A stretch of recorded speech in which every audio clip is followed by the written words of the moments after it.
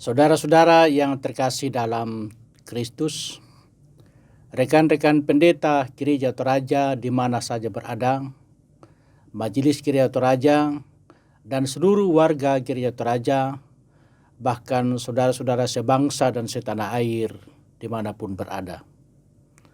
Dari Tongkonan Sangulele, kantor Badan Pekerja Sinode Gereja Toraja, kami menyampaikan bahwa Konvensi ketiga pendeta Gereja Toraja yang dijadwalkan pada tanggal 17 sampai 20 Maret 2020 di Makassar mengalami penundaan.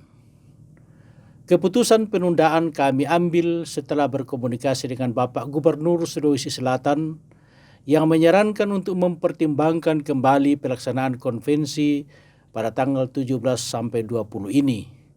Mengingat konvensi ketiga pendeta Gereja Toraja akan dihadiri lebih 1.000 orang yang datang dari 17 provinsi bahkan dari luar negeri. Sementara pemerintah provinsi berusaha untuk mencegah masuknya virus corona di Sulawesi Selatan. Selain itu, panitia pelaksana telah menerima pertimbangan dari berbagai pihak dalam rangka bergandengan tangan dengan pemerintah menghadapi penyebaran virus corona yang telah mewabah di berbagai negara termasuk di Indonesia. Saudara-saudara, jadi keputusan ini adalah sikap sebagai anak bangsa untuk mendukung program pemerintah bahkan masyarakat global untuk memotong potensi perluasan penyebaran virus corona. Kepada rekan-rekan pendeta, saya tahu bahwa kita semua telah mempersiapkan diri dengan sebaik-baiknya. Bahkan sebagian di antara kita telah membeli tiket pergi pulang ke Makassar. Kita kaget dengan berita bahwa konvensi ini telah ditunda. Kerugian besar terjadi, sementara kita tidak mempunyai dana yang cukup.